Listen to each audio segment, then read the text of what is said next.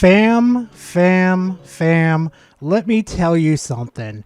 This game on PC, and I just got it yesterday, which I'm not going to tell you how I got it because, well, you guys know how the ninjas are. You know how they come to look at guard. You know how they do their stuff. Let me tell you guys something. This game on PC is holy shit. Let me play a little clip. Let me show you the glory, the fucking beauty of this game on PC real quickly. You got to see this.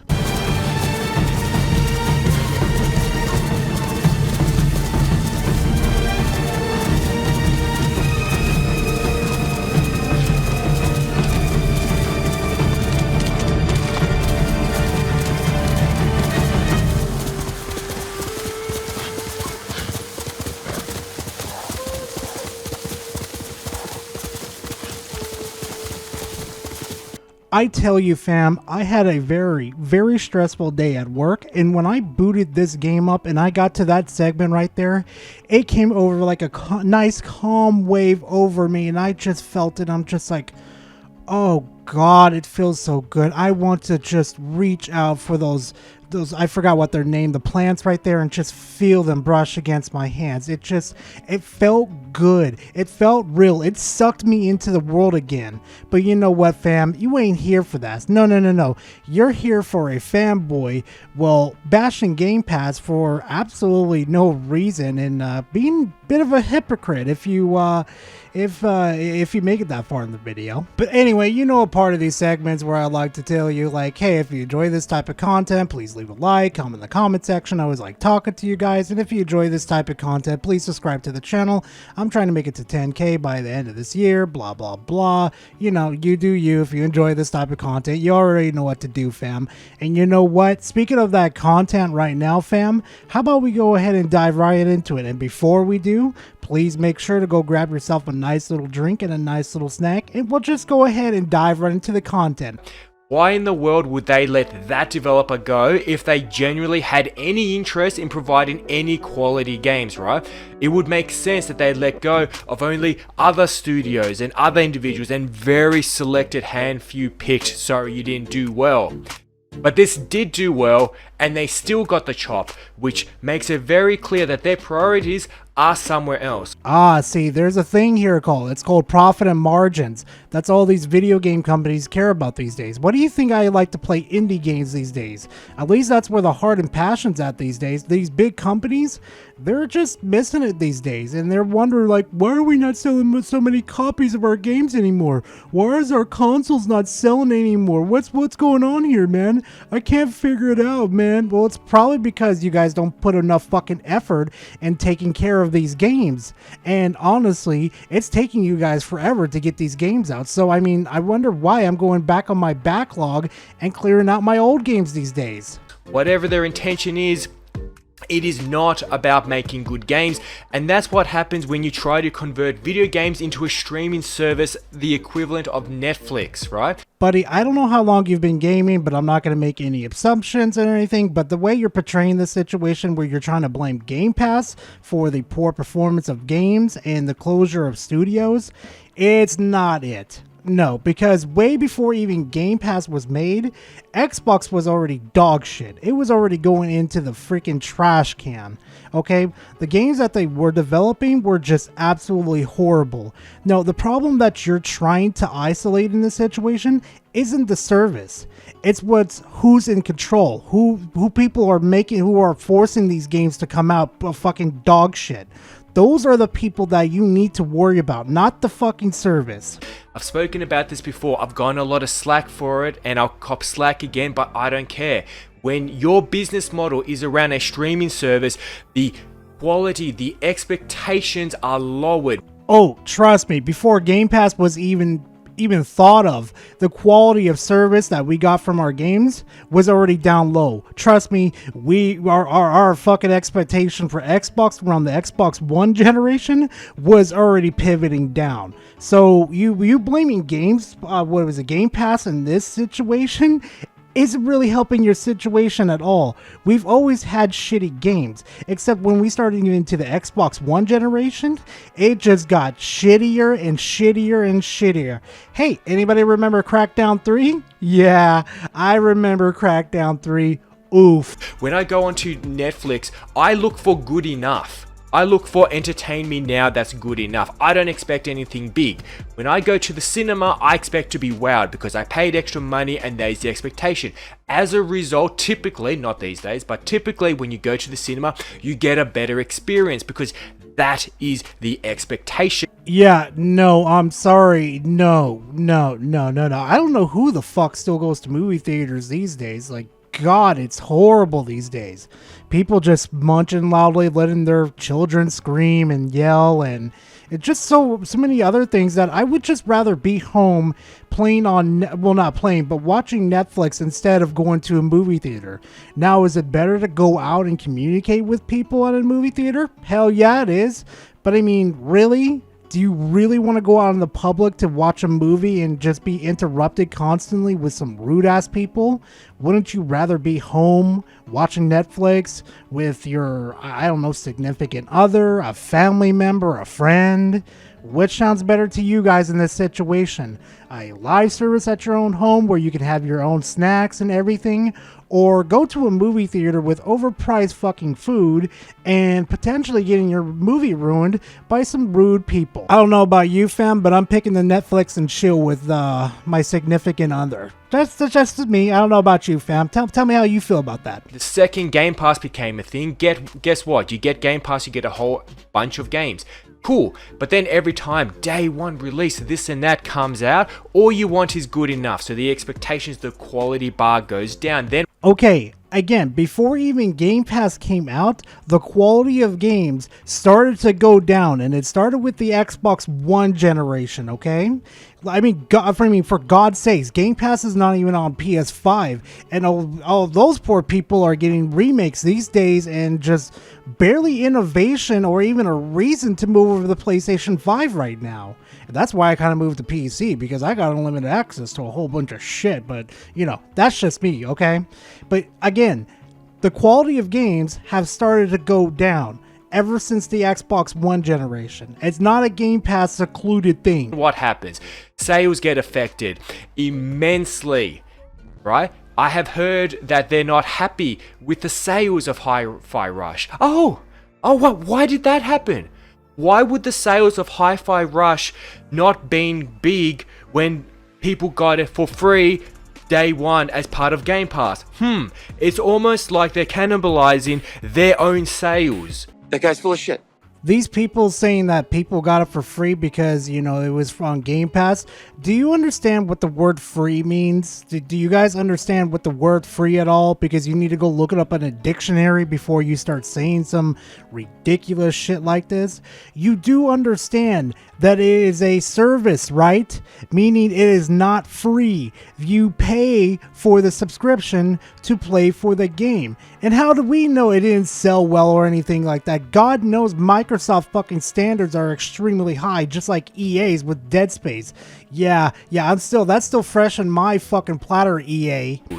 Because why in the world would anyone go buy the game that you have as part of your service, you silly people? No, I know this notion right here is just absolutely wrong. Let me tell you something. Let me tell you guys something real quickly. And it's just my own experience. Many other people have it too from what I've talked to. But thanks to Game Pass, it has opened up my world to many other games like Yakuza. Yeah, Gara's a Yakuza fan thanks to Game Pass, and other couple of YouTubers that have brought it to my attention. But I like Yakuza. I fucking love that series. And you know what? I finished the series, what was it called again? It's part of the Yakuza series, but it's like a Dragon Gaiden, the man who erased his name. Let me tell you, I had such a pleasure playing that game, and I beat it from the beginning to end, and I loved every minute of it. And you know what happened? I got to play that game because of Game Pass. And let me tell you something, I bought 2 copies. One for Xbox and one for PC. And you know who's to thank for that? Game Pass. They got 2 copies of me from me. 2 copies, okay, that I bought that Sega got because of Game Pass. Now, if that's not profitable, I don't know what the fuck is. Oh, and by some mention that you come across this video, and let's just say this real quickly too. You know the Evil Within series? Yeah, you can thank Game Pass for that, because I bought 1 copy for Xbox and I bought 1 copy for Steam. Yeah, I've got 1 and 2 on Xbox and Steam now, thanks to Game Pass. So if that's not profitable, like I say again, I don't know what is. They're not going to have a chance to redeem themselves and so forth, and it's the little people who pay the price. That's why Game Pass, I freaking hate it. Okay, I'm sorry, but really, we're gonna blame the father's sins onto the son in this situation. We're really gonna blame Microsoft and Xbox's poor decisions onto Game Pass, even though they've overbought a lot of fucking studios. And mind you, them buying Activision with that inflated price, yeah, they could have got them cheaper, but I don't understand why Microsoft did that. It's Microsoft's fault, not Game Pass. And let's be honest, those numbers with Game Pass are pretty fucking good. I know it gives value to those of you that can, go there and play the games. Cool, good for you. But the broader picture, the bigger picture, which I always talk about, which is why I promoted Stellar Blade so hard. Okay, there's a reason why I kept this part in the video, because I want you guys to put a mental pen in this situation and get towards the end of this video, because you're gonna see how much of a fucking oh yeah, it's a problem solver in that situation for you. Just get ready for this one when you see it, fam. Just keep a mental note of that little video right there, that little clip. Just keep a mental note of it.